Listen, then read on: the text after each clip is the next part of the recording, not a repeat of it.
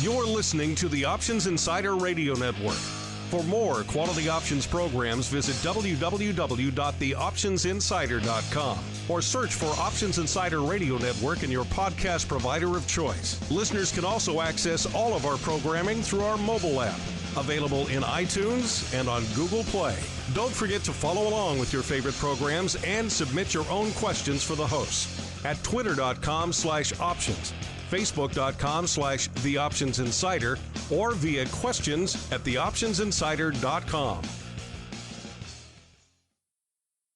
And now, it's time for the show that breaks down the options market. From unusual activity alerts to market analysis, strategy overviews, listener questions, and much more. If it involves puts and calls, then our all-star panel will break it down. It's time to hit the option block with your host, Mark Longo from the Options Insider Media Group, and co-hosts Uncle Mike Tosaw from RCM Asset Management, Andrew the Rock Lobster Joe Vanazzi from OptionPit.com, and Mark the Greasy Meatball Sebastian from OptionPit.com. And now, get ready to hit the option block. All right, everybody. That rockin' tune means it's time to rock out on the old option block. My name is Mark Longo from the OptionsInsider.com, as well as, of course, from the ever-exciting world of the Options Insider Radio Network. Quite a few programs for you guys to sink your teeth into. A lot to sink your teeth into on the old program today. So we're looking forward to doing that. You guys know how to hit us up, of course, on the podcast, after the fact, the website, iTunes, Stitcher, our app, all that good stuff, usually hot and fresh. The morning after we record it. If you need to get it faster in your ear holes, grab the Mixlr, MIXLR, and you can listen to it live, or you can come in anytime between the live broadcast time and the next morning. That stuff's still up there. Probably up there for a good week afterwards. But after that point, you want to, of course, go grab the podcast. That's the beautiful, edited, fun version that you guys can check out. And, of course, however you listen, live after the fact, hit us up. Questions, comments, insights. You guys probably have a few of those this week because there's some stuff going on, shall we say. We do like to hear from you folks. And joining me on the old program today, let's spin the old wheel once again. Let's see who we get. First stop on the wheel today is that usually sleepy hamlet. Today, maybe not so much. We'll see. Known as St. Charles, Illinois, where we are joined by none other than Uncle Mike Tosaw, he of Going Long fame. Maybe you want to cover that up today, Uncle Mike. Maybe not so much going long today. Yeah, today was definitely a day to where the short-term cautious part of my long-term bullish, short-term cautious tagline came to play. Yes, that's for sure. Maybe you put the Going Long book under the desk for days like today, and then you have the new book, Short-Term Cautious. How about that? Ooh, the sequel. The sequel. Short-term cautious. Short intraday 1-minute trades for the cautious few out there. I like it. There you go. So you buy Go Long for the big long-term strategy, and then intraday you pick up a copy of Short-Term Cautious. And there you go. Then the duology there is complete. Also joining us from who knows where the heck he is. I guess we'll find out. He is the Greasy Meatball from formerly formerly Prime Meridian. Now, of course, Carmen Lyons is going to get mad at me for saying that. And, of course, the OptionPit.com. Mr. Meatball, welcome back to the show. Where the heck are you, sir? I'm in Chicago right now. Just Chicago, no crazy suburb or a Costco or anything like that? I'm at no Costco, just in my office. In your office, watching the return of all this glorious vol. So let's get to it with a little bit of our old trading block. It's time to break down the latest topics, trades, and trends in the world of options. It's time for the Trading Block. All right, everybody, welcome to the Trading Block. This is indeed the portion of the program where we break down, surprise, surprise, what was going on in today's world of trading. And a lot of things actually were going on in today's world of trading with a lot of red on the old screen.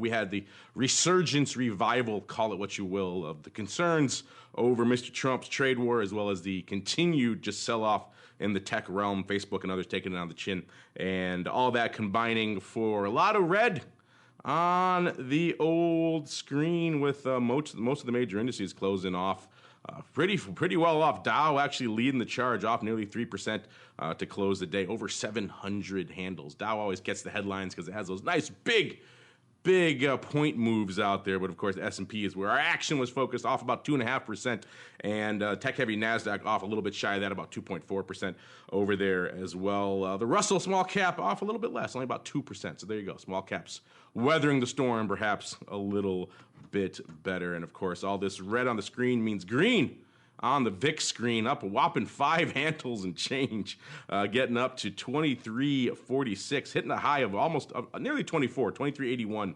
intraday. So we didn't close that far off the highs of the day out there in VIX cash land, getting as low as 19.5 out there. So quite the range, up a whopping, cover your ears for you percent haters, up a whopping 31% out there in VIX cash land. So a lot going on. Not looking good at all for my crystal ball for this week. Again, we got one more session to line things up, but I don't see us dropping nearly 10 handles in the VIX cash overnight in order to make that prognostication come to fruition, which is pretty much what I would need for my ballpark pick there to come off. But still, long term, I think my pick is right, even though maybe not quite within the 1 week time frame that we need for these things to get rocking and rolling. But let's start there, Mr. Meatball. You're out there. The new Vol Fund is pretty much launched and going, so it's an interesting time to be out there managing some Vol because we got some. So what was catching your eye in today's activity, sir?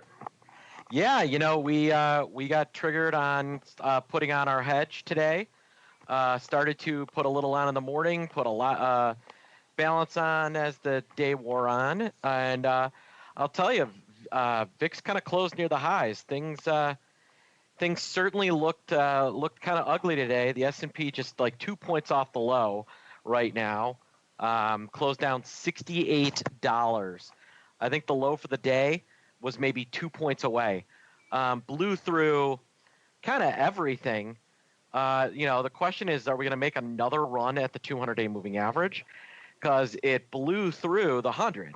So this was an absolute outlier day. And it's a little bit of a surprise. Yesterday looked, what was interesting, yesterday, Apple is what absolutely decimated the market on the heel of a dollar, of the dollar softening. Then today, Apple was actually one of the stronger ones all day till the very end when everyone just said sold. About the only green in my screen is Vol products right now, and Groupon is up 2 cents today, folks. Groupon up 2. And the bond market, we had a complete reversal. Everybody's worried about rates rising. So what do? We buy bonds and sell stocks. The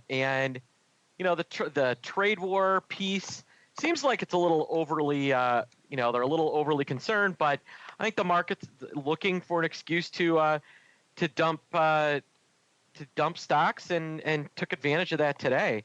Would not be shocked if we saw a little follow through. That's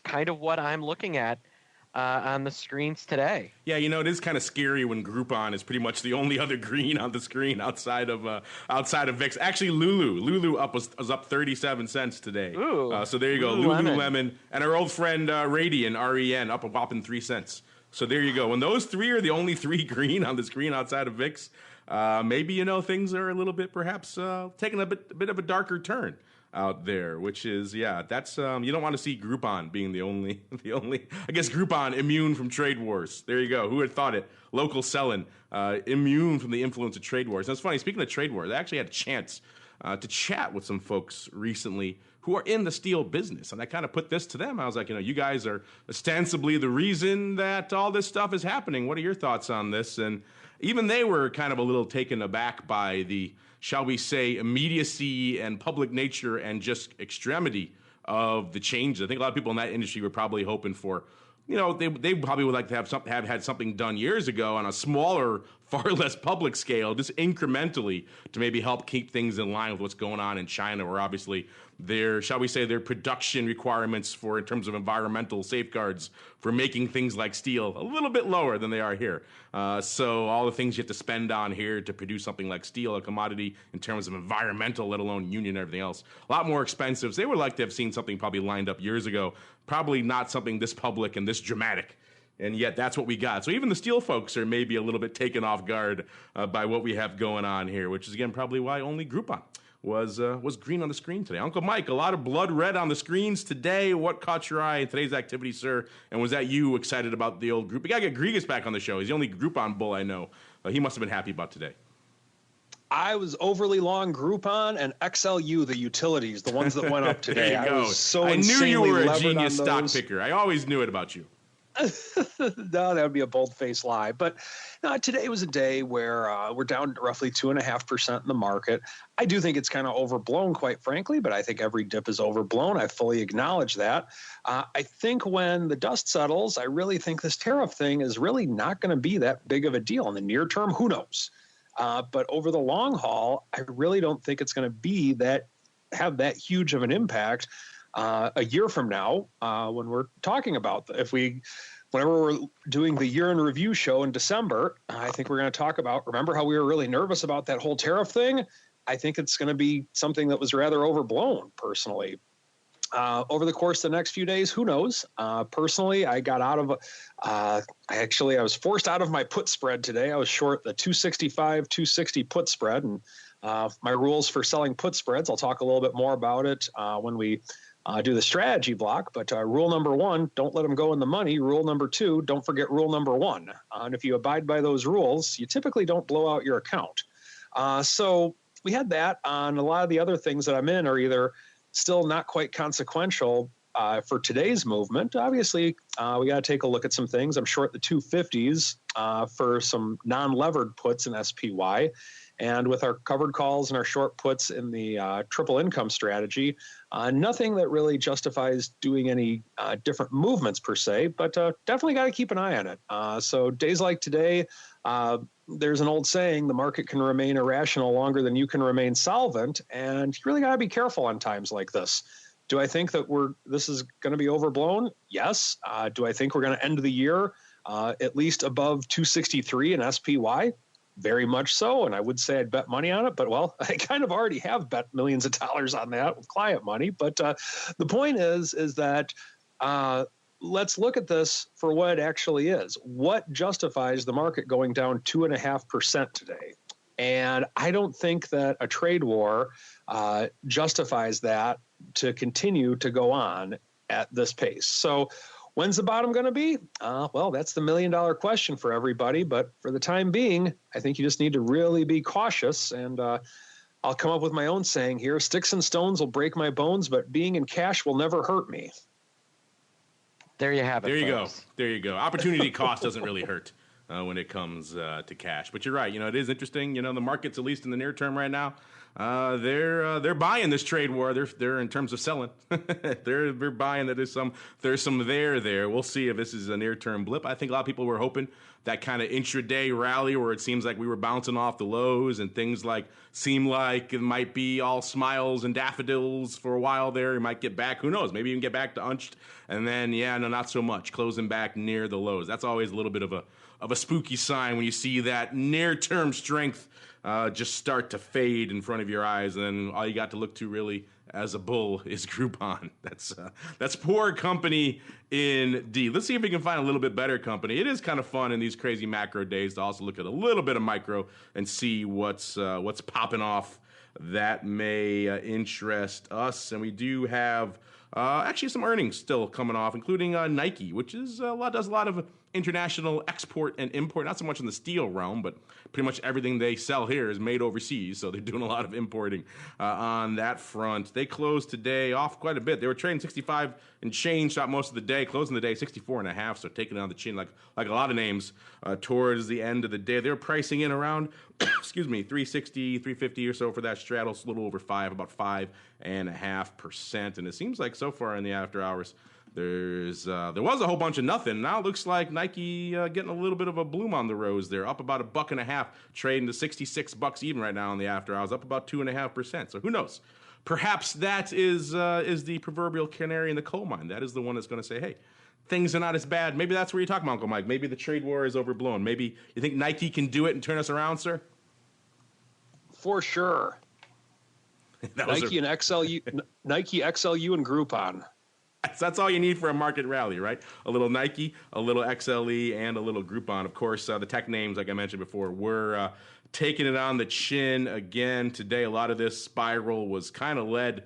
This dance kicked off with, like we mentioned on Monday's show, with just all the madness around Facebook and the continued kerfuffle, to put it mildly, over their data policies and how that data was used, or more aptly misused, during the election, and their data management policies. And this is kind of just percolating a long-standing concern a lot of people have had with Facebook for a long time about how much data they have on people and how they safeguard the access to that data. So I think this most recent controversy really just brought to a head a lot of concerns people have had for a long time. The stock taking a drubbing as a result, and it closed back on the 16th, so barely a week ago, at 185, hit as low as 163.72 today. That's down nearly 12% from those highs back on the 16th. Touched 162 earlier this week, so it was off more than 12%. So it has been interesting to watch this drubbing out there in Techland, is to see if all this will continue going forward. We mentioned kind of Apple,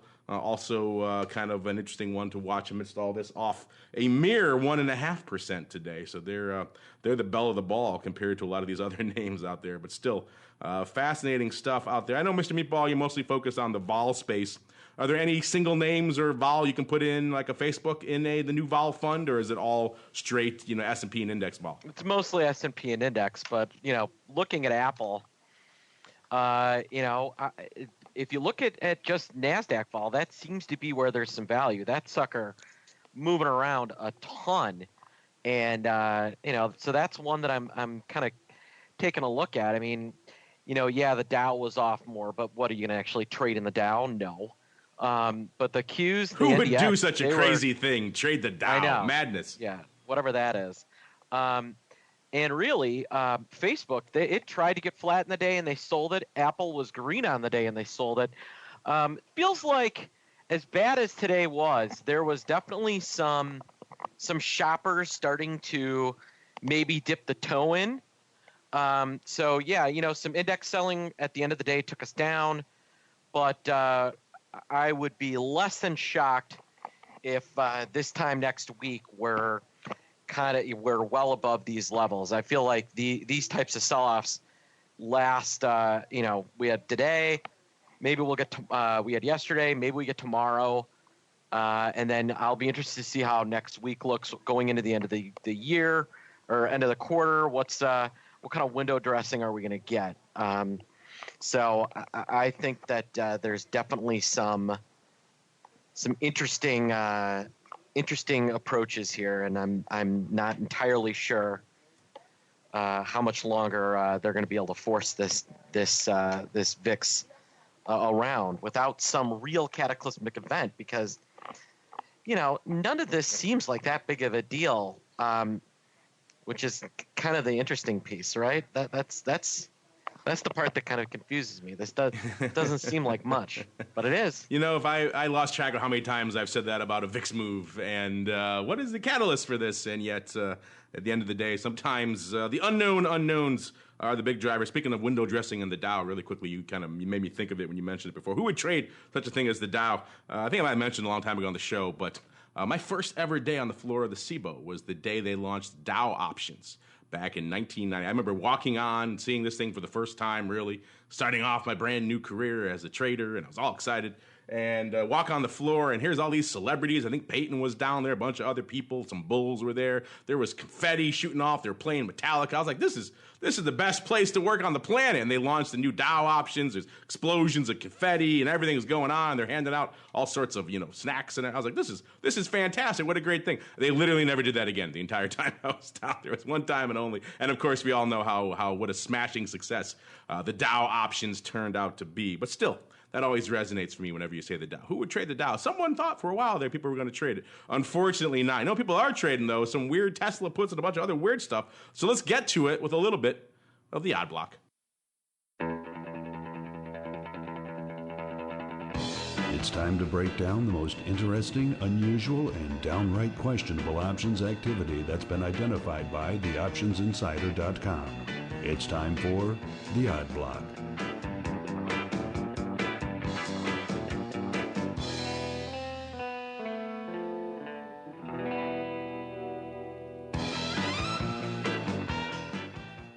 All right, a weird day out there in the streets means a weird day out there on the old odd block. Let's get to it. Let's start where we like to do as usual. I know a lot of you guys out there who've been blasting away at Tesla puts starting to sweat a little bit. I know the 300 strike was a popular line for a lot of you, and just a week ago it seemed like that was far, far in the rearview mirror. These days, not so much. Closing 309 and some change there today, getting down as low as 308 and change today. So for a name that can move 7-8 handles a day, that 300 strike not looking as far away as perhaps it used to be. So hopefully all you out there who I know have been blasting away at strikes all in that range, 320, 310, 300. Hopefully you've been quick on the rolls there, because this is an interesting one. I know some of you like to grit and bear it. That could be a painful one on a name like Tesla. I think we had a listener right in last show talking about how it's so expensive to write puts in Tesla. Yes, it is. And on days like this, when those strikes start getting juicy, it can get expensive in a way perhaps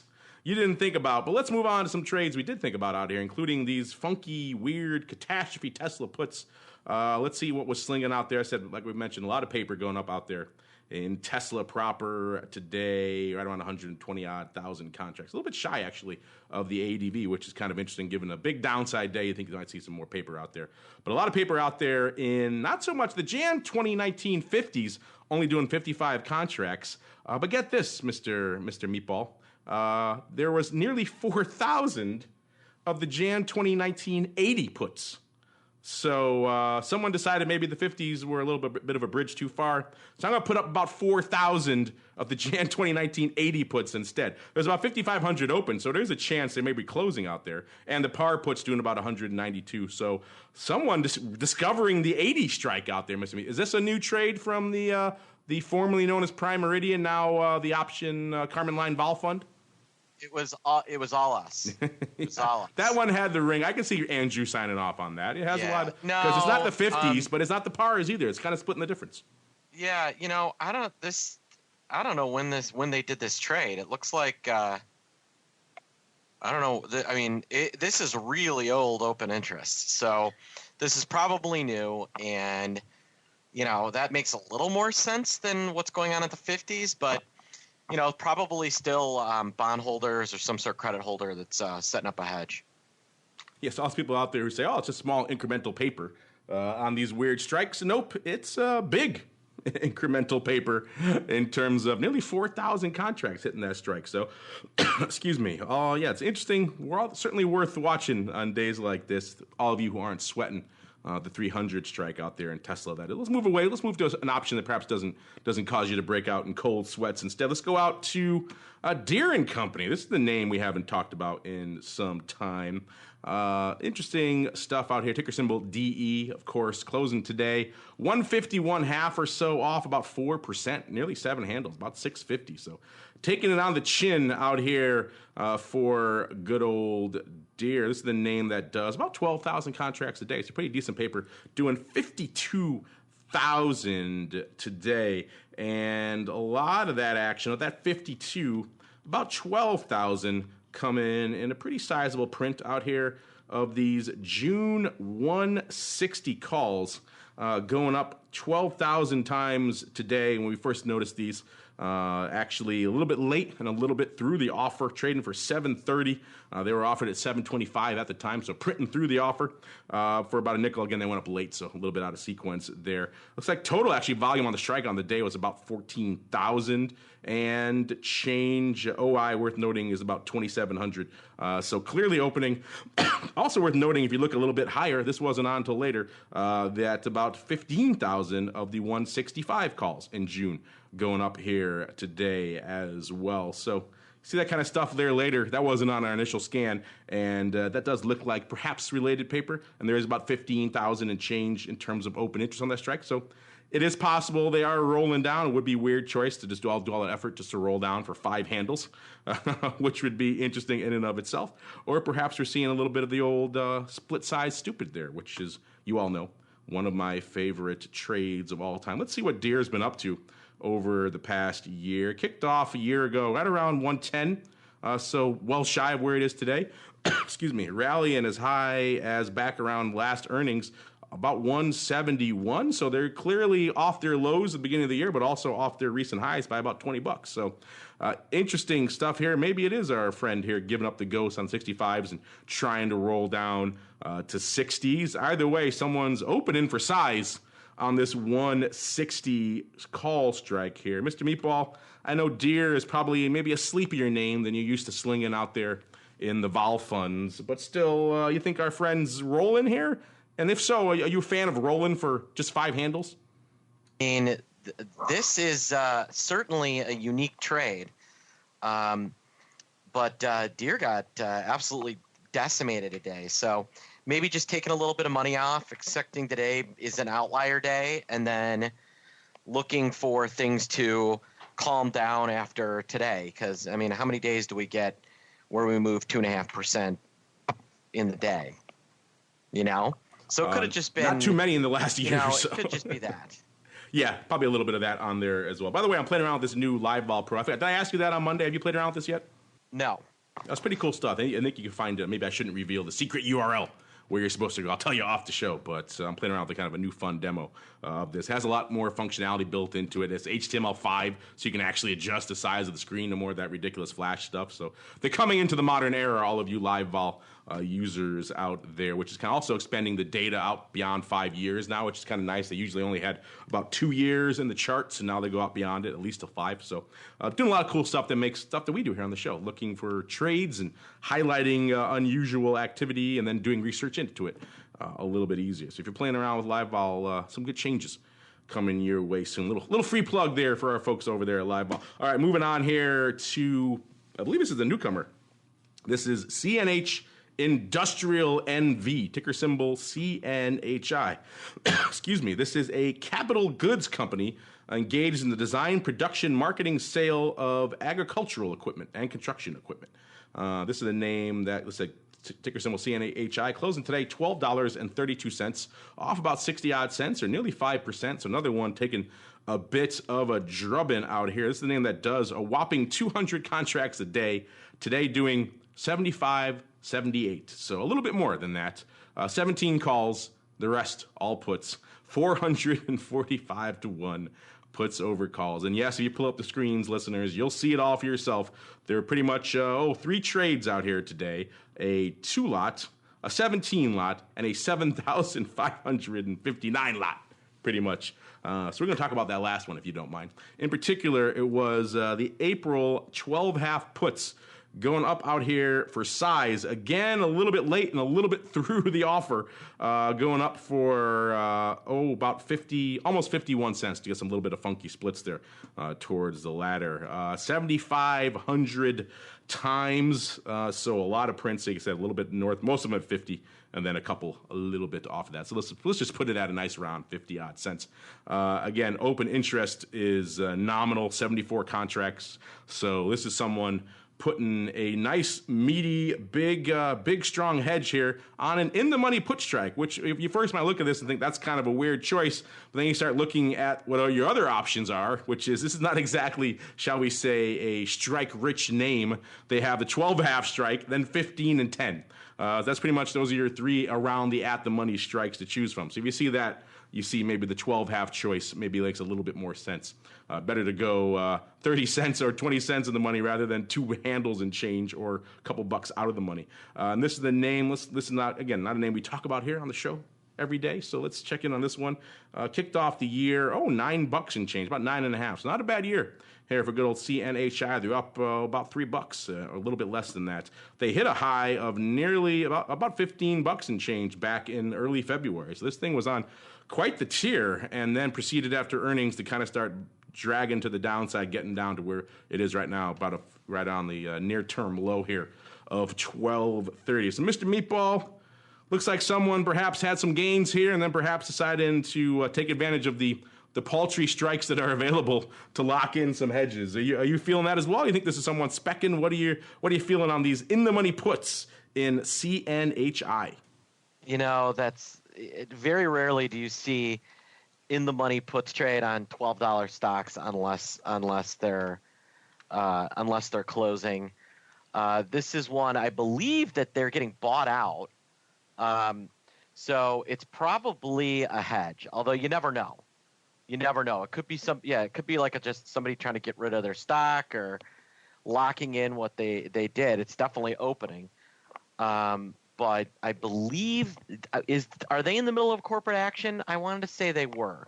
I could be wrong. My screen here isn't telling me that they are, but that would maybe make sense. Now but that said, look at this stock. It's in like a free fall. So, maybe this is just a synthetic short. I mean, maybe it is just somebody dumping the stock. The thing's down from 15.5 not too long ago. Yeah, so the answer is I don't know, but they certainly are. The stock's certainly seen better days, so it's much more up in the air. Let me ask you this on a separate question for your legion of funds there. Would you trade a name that has this dearth of strikes available? It kind of makes it hard. No. I would not. I kind of had a feeling you were going to say that, but I kind of wanted to just get that out there because, this is one of those ones. They make it challenging. On the other hand, you can understand it's not a name that trades a lot, so you don't need a ton of strikes. But when you want something to happen, maybe you want a little bit better strike selection than that. All right, so last up here, this is all sorts of fun names popping up. By the way, I gave a plug to the Live Vol folks before. I would be remiss if I didn't also mention buddy Mr. Schwartz, Henry over there. Trailer. I saw him yesterday. He was in town yesterday for an event I was at. Always good catching up with him. By the way, I had no idea. A famous bird caller, Henry Schwartz. He was actually on The Tonight Show with Johnny Carson for his bird calling back in the day. Remind me, I saw a clip of it. It was terrifying. But we'll discuss that next time Henry's on the show. I'm going to bring that up. But we should mention all of you out there who use the old Trade Alert. They built in some cool functionality. If you want to play along with us here on the Odd Block Show, just type in the Odd Block command, and guess what? It's going to pull up a lot of cool odd block names for you to sink your teeth into. So if you use Trade Alert out there, and I'm sure a few of you do, the option alert component there, type in the old odd block command, and you too can play along with the home game and find some of these cool little nuggets like this one. Trans Canada Corp, ticker symbol TRP, closing today $40.91. Off, about $1, so about 2.5%. So not the best day here for a good old TRP. This is the name that does about 200 contracts a day, doing over 6,000 today, about 410 to 1 calls over puts, 15 puts, and 6,142 calls. So let's dig into those 15 puts. They were very active. No, of course, we're going to talk about the calls. It was the AUG 45 calls that came up on our radar today. A big block of 6,000 going up over there on the MIAX. Trading on splits, 62.5, so 65 cents for 3,000 and 60 cents for 3,000. So going up right there on the bid, pretty much open interest negligible, a couple of hundred contracts. So it seems like we got some open and call action here on the dark side, on the bid side here to round up our day. Again, the stock closing today off a bit. So perhaps someone looking to carve out a little yield between now and August, a whopping 5/8 for all of you out there who used to play in the eighths game. Let's pull up a chart here of good old Trans Canada Corp. This one's kind of been all over the map as well. Starting the year off about $46. getting as high as about 52 in September of last year, right around that level, and then kind of vacillating all over the place, down to 46, back up to 52, and then dropping down to where it is pretty much now on the low end of the spectrum, back down to 40. So it's kind of been all over the place, and looks like our friend here perhaps deciding if it gets back up to 45, if he is indeed a stockholder, it has a little bit of that feel to it, a little bit of that overwrite feel to it, then he's out at 45 and 5/8. Mr. Meatball, take us home, sir. You liking this August override? You think it's giving up too much time for not enough cash? I'm with you. That's a lot of time for very little. But if nothing happens, the guy's going to seem brilliant. But that is an issue. So not a trade for the formerly known as Prime Meridian Fund, then? It is not a trade for Carmen Line Capital. You love it. You love it when I plug the name of your fund, even if it is not exactly correct. Yes, there is indeed a Prime Meridian Fund out there. Go check it out if you're so inclined, listeners. Meanwhile, of course, we're going to stay right here because it's time for us to check out the strategy block. It's time to dispense options, wit, wisdom, and education. It's time for the strategy block. All right, listeners, this is always the time of the week when I cringe because I hand a hot mic over to Uncle Mike, and I have no idea what the heck we're going to get back. This is a busy day, busy week, obviously, no time to put together an audience poll. They were too busy trading anyway to be bothered voting today. But that said, Mr. Uncle Mike, what you got on the radar for us today, sir?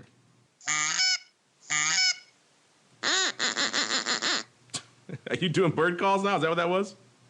It was. I thought I wanted to honor our friend. I'm not trying to compare myself to him, but just want to honor him by showing my skills a little bit. It was maybe someday we'll join each other in a duck blind. It was very impressive. Search for Tonight Show and Henry Schwartz, and you'll find it. And see a teenage Henry Schwartz doing bird calls with Johnny Carson. It's something.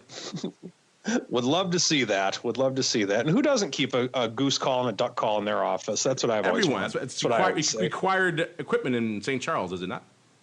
Pretty much.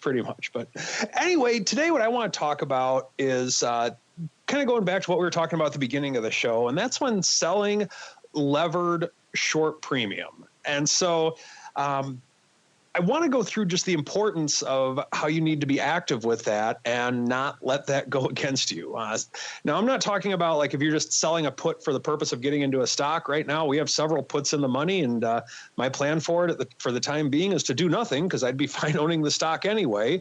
And that's what we're doing with it at this stage because it's a longer term holding. What I'm talking about today is if you're selling a naked put, meaning let's say that you're selling XYZ stocks at $100.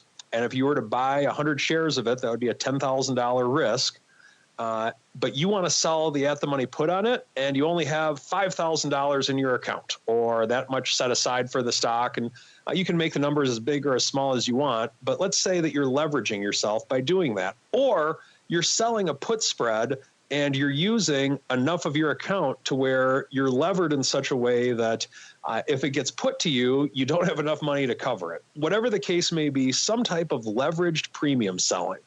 Leveraged premium selling is something that can make lots of money in a lot of different markets, but if it goes against you, you'll get blown out at the drop of a hat. And so, like I said at the beginning of the show today, whenever I'm doing some type of levered premium sale, like I did with the SPY put spread that I described. And by the way that you know if a trader is legitimate or not is when he'll talk about his losses as well as his gains. And the way that you know that a show host is legitimate or not is if he'll still mess with you 6 years later over a Cisco trade you did 6 years ago. So it's part of my job, sir. That's part of the job description of it. But anyway, I want to give you my general rules on this because I think this is really important because I think that there's most likely somebody that has a levered put spread, a levered short put or a naked put, whatever you want to call it, or a put spread that is creating a lot of leverage in their account that's kind of on the borderline right now of going in the money. And I really want to encourage you to have some type of risk management besides going, and then just praying the market goes up again. Because going, and just praying the market goes up again, it's not good risk management. Believe me, I've tried. So my general rule, whenever I'm selling some type of levered short put, which actually I never do, or a put spread for that matter, I want to take profit when I have achieved 80% of the credit. So let's say that I sold a put spread for $1. I want to get out of it if I can get out of it for 20 cents or better. That's my general rule. It's not always exact, but it's pretty close most of the time that I do it. Once again, this is for doing levered premium selling. If I want to get out, if it goes against me, well, the question becomes, well, so long as it's out of the money, I know it'll expire worthless. And that's fine, but make sure you adhere to that rule if you do. My rule is that I try not to lose more than what I get for the credit. So let's say on a put spread, I'm looking to collect $1 in credit for the spread that I'm selling. I want to get out of it as soon as that spread is worth $2. And if I do that, sometimes you're going to get out at $1.95. Sometimes you're going to get out at $2.05. That's just the reality of trading. There's no perfect way of doing it. But I always want to get out when I lose roughly half of what I'm trying to get in the credit. And oftentimes it's before that, because if I'm really only looking to gain 80 cents on it, then I probably want to get out when it's around $1.80. Once again, it's more of an art than a science, but that's the general rule of what I want to do with it. Now, here's why. Let's say that you're right 5 months in a row selling these puts, and let's just say the market's just going your way, and it's either staying right above your strike prices or it's going up, and you keep selling more puts or put spreads, and then all of a sudden 1 month it goes against you. Well, you've wiped out all of your profits if that's the case. So I prefer not to wipe out all my profits. That's kind of a thing with me. I don't really like doing that when I have a hot streak with something. So I think you'd be wise to have a risk management plan in place to where you get out when you're down what you're trying to get in. Now, let's go through the disadvantage of that. Are there times that I get out and then the second I get out, the market goes right back up? Good gosh, yes. I can't even begin to tell you how frustrating that is. It's one of the most, it's almost as painful as losing money itself, because you feel like an idiot. You think, oh, good gosh, if I had just stayed in for one more nickel. But you can't think that way, because if you do, then you're going to start acting that way. And then when you start acting that way, then you're going to all of a sudden be down $5 on a put spread and blow out your entire account. So I would really recommend having some type of risk management plan in place, like I just mentioned, if you're being levered. By doing that, and that's the way that I think you need to deal with any type of levered trade, whether it's futures, whether you're being long call options, or whatever the case may be, have some type of plan in place. For a lot of those calls and call spreads that I was talking about a month ago, my plan, if the market were to go down, was to do nothing and just let them expire and just let them ride, baby, because I got in for pennies on the dollar. Why not? That's what I'm looking at with that.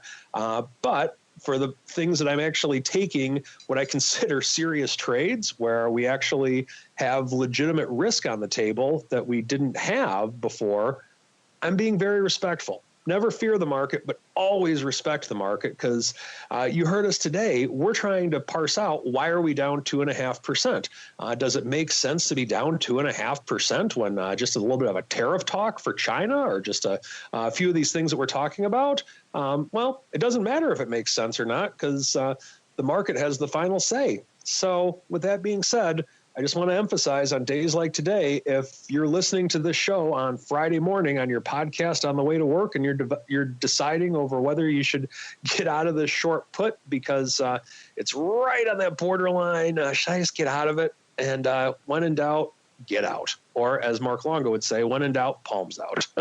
And that is the strategy block for today. Henry, I'm sure, will appreciate all of this bird calling. He'll probably say you're doing it wrong, which is, that's not the way to the Tonight Show with your bird calling. So it is the way, though, for a little bit of the mail block. It's time to take your seat on the All-Star panel as we read your emails, tweets, Facebook messages, website comments, and much more. It's time for the Mail Block. All right, welcome to the Mail Block, the portion of the show where you guys take the reins. By the way, thanks to all of you who reminded me that our last episode was episode 700. We got busy. We sailed right through a major milestone of the show. So we'll have to do something else silly later on. Maybe a 715th episode spectacular. Something silly like that. Because we were all so busy, we kind of just, we didn't even notice episode 700 rolling right by, but our keen-eared and keen-eyed listeners did. So well done there. Speaking of our active listeners, you guys have been battling away, having fun in our broker madness contests going on. Round 1 is now officially complete. So we've gone from 16. We are now down to the 8 surviving contestants here. So in round 1, we pitted TD Ameritrade, so the Toss platform, against Choice Trade. Toss taking that one. Next up, we had Schwab, so the kind of legacy OX platform, going up against Tastyworks. Tastyworks taking that one. Had a lot of newcomers in the list this year, which was kind of fun. We had Fidelity, who's not traditionally a big player in the retail option space, but is trying to get out there a little bit more, versus a literal newcomer to options, which is Robinhood, in that they're pretty much still in early access from an options perspective, but people were super excited about them, so we had to include them. The Robinhood taking that over Fidelity. I know Fidelity folks won't be happy about that. Then we also had Ally Invest, formerly Trade King. They of Options Playbook Radio fame, taking on Merrill Edge. Trade King / Ally taking that one. We had TradeStation going up against First Trade. That just concluded, I believe, yesterday. TradeStation taking that one, knocking out First Trade. We had IB versus Sogo Options. IB winning that one pretty handily. Had an interesting fight with E-Trade, a.k.a. the former Options House platform, taking on recent show guest, TradeHawk by Tradier. And the Options House / E-Trade folks taking that one. Better luck next year, Lex and the TradeHawk team. They're still new. They got plenty of time to make a name for themselves out there. And our last battle of round 1 was last year's winner, Lightspeed, versus E-Option, and Lightspeed taking that one to move on to round 2. So now we have some fun battles going on out here with actually last year's winner, Lightspeed, back at it again. No rest for the wicked here, with Lightspeed taking on E-Trade / Options House. That voting going on right now. Also in round 2, because things get hot and heavy in round 2, we have 2 battles going on. The other battle going on right now is an interesting one. We have Toss, a.k.a. TD Ameritrade, taking on shall we say, a related name in Tastyworks. So a little bit of a sibling rivalry there, perhaps, in our battles. So those two are popping off right now, and they're already off pretty hot and heavy. The Tasty fans are pretty motivated. So are the Lightspeed folks. So it'll be interesting to see how all that plays out. Let us know how you guys want to vote. By the way, retweet, like, and vote. The more you do all that stuff, the more times you're entered. It's the Chicago style of voting here. Vote early, vote often. The more you do all that stuff, the more chances you have to win fabulous prizes. Echo speakers, Amazon gift cards, maybe even some exclusive Options Insider gear. So not only do you get to tell your favorite brokers how you like or perhaps don't like them, but you also get to win fabulous prizes. It's a win-win for everybody. A lot of people chiming off, like F. Contango Trader. He's another one of people loving the Robinhood. He says, the Robinhood app, that's their handle, I guess, on Twitter, will win the contest. I'll wage all those commission savings from Robinhood towards this bracket. So even though Robinhood, again, isn't even really playing fully in options yet, people are super jazzed about this new entrance. So we'll see. Interesting, a little bit of a mix-up from recent years where we had a lot of the same players. This year, with so much M&A and everything else in the brokerage space, there aren't a lot of the same players left. So it's kind of interesting to see how some of these new arrivals do on the scene. So far, at least, they're all doing fairly well in our battle here. But again, only one firm can emerge victorious. We shall see who that is. Let's see. We got a lot of interesting questions here. Oh, some of these are very open-ended. Here's a fun one. A little bit, it depends, I guess, on your point of view. This comes from Ed Bankert. He wants to know, he says he's debating on using covered calls or short puts. Which is better for a less experienced options trader who wants to make money? Well, we all want to make money out there. I'm guessing by your question, you already are far enough along to know that they are synthetically the same things. That means you're ahead of 90% of the people out there. including a lot of fund managers who don't get that. But it's funny when you say that. I've always found, I'd be curious to get your guys' thoughts on this too, because maybe you have different perception, but I've always found when discussing this with complete neophyte option traders that they can usually wrap their head around a covered call a lot easier than they can a short put. They already know stock trading. They're already long stock. They can understand where they want to sell it and selling a call there and getting paid for that. They can understand that. You tell someone instead, hey, you don't have any stock. You're going to sell something in order to buy it here. It's a little bit counterintuitive for newcomers. So I think just from an understanding perspective-wise, I think the covered call is the easiest way to go. I don't know, Mr. Uncle Mike and Meatball, you guys agree with that or you disagree? I would agree with that. I remember when I think what got me my first job in the option business is that I remember saying in my first interview for my Options Express job, like 12 years ago or whatever it was, or no, more than that, a long time ago, whenever it was, I remember just saying something about how covered calls and short puts were the same thing. And I remember the boss saying, thank you, finally someone that gets that I'm interviewing. Good gosh. And that was one of the ways in which I got my first job, I think. There you go. High bar at OX back in the day, huh? Yeah, that was pretty much, are you breathing? Great, you're hired. But then it eventually became a billion-dollar company, and the rest is history. But it was quite interesting, to say the least. But no, I think that covered calls are easier to explain at first. But I also think it's important that you have an understanding in how they are synthetically the same. Mr. Meatball, you're doing the education out there. Do you agree or do you violently disagree? I agree with Mike Tosaw wholeheartedly. So that means you disagree Synthetics with me. are important. That means you agree with me, even though you would never admit it here on the show. I mostly agree with Mike Tosaw. Yeah, I agree with That's what I thought. That's what I get for sitting in the big chair. But you can just see it when you're explaining it to a new person for the first time. Hey, you're going to sell this thing to in turn buy this thing, and their eyes just start glazing over. They don't know what the hell you're talking about. So yeah, the covered call, just from an ease of explanation and more intuitive standpoint, usually seems to be the easiest thing here. I'm trying to find another really quick one. This guy wants to know the best ways to trade puts. We could spend a whole day on that. Fixed time aspect of options. These are all long questions. The guy has a whole treatise on inverse vol ETFs here. Here's a weird one. Scott Somer. I'm not sure what the heck he's talking about. Maybe I should ask on Valve use tomorrow. He says Walmart is now below 100. This must come in like last week. Pre-market. How is that proposed SIBO pre-market earnings related equity options pilot going? I have no idea what he's talking about. Is there a proposed pilot at the SIBO that I'm not aware of? No, I think he talk about your idea for pre-market trading. That, you know how you've always said, oh, we share pre-market. Oh, we share pre-market. Or post-market. You know, Alex Jacobson's a big fan of that as well. I'll be honest. I just don't. I don't. They're never going to do that. So it's going in that it's not going at all. I like that he's taking my suggestions and trying to bring them into action. I like that. But yeah, there's nothing I'm aware of outside of my own wishful thinking that's going to happen anytime soon. By the way, I saw the Viceroy yesterday. He's doing well. He wishes everyone on the program well. All right, let's keep on rolling to our final segment. It is time for Around the Block.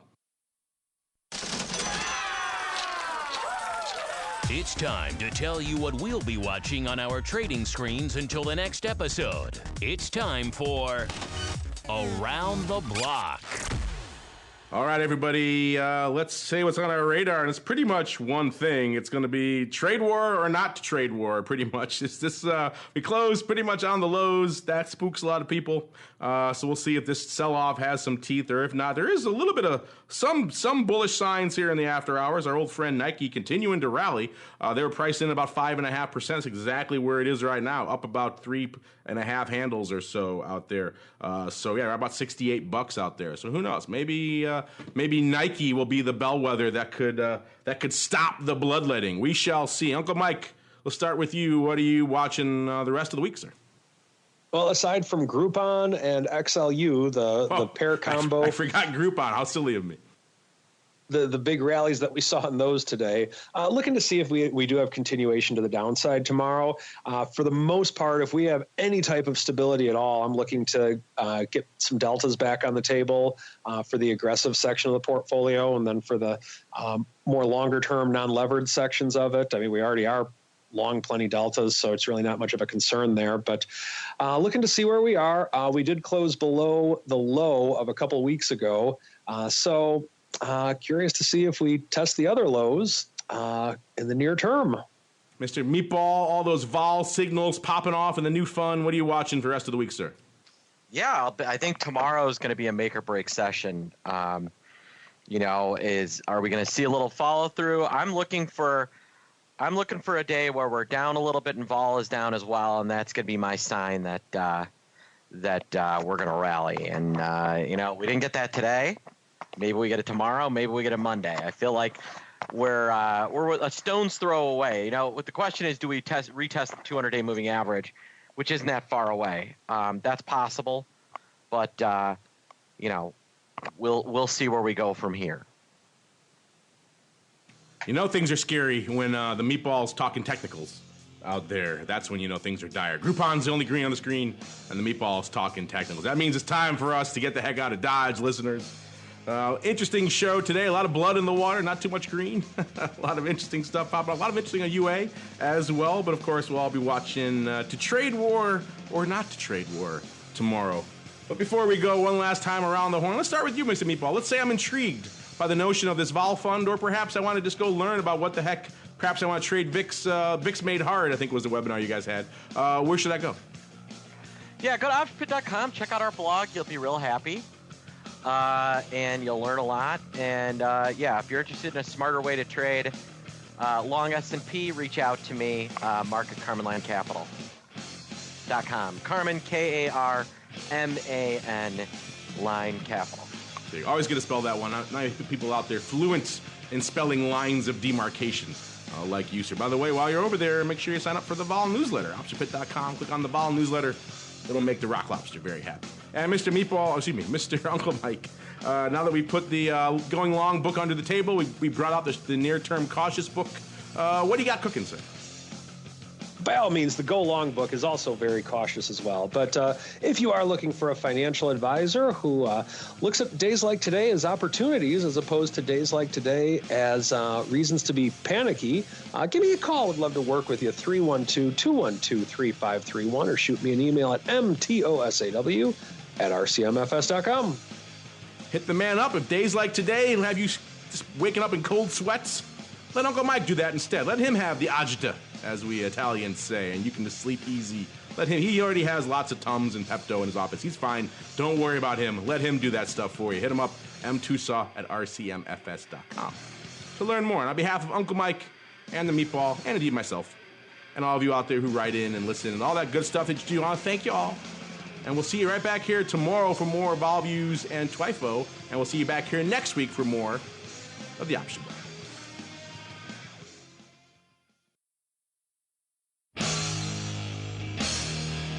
The preceding program was a production of the Options Insider Radio Network. For more quality options programs, visit www.theoptionsinsider.com or search for Options Insider Radio Network in your podcast provider of choice. Listeners can also access all of our programming through our mobile app, available in iTunes and on Google Play. Don't forget to follow along with your favorite programs and submit your own questions for the hosts at twitter.com/options, facebook.com/theoptionsinsider, or via questions@theoptionsinsider.com.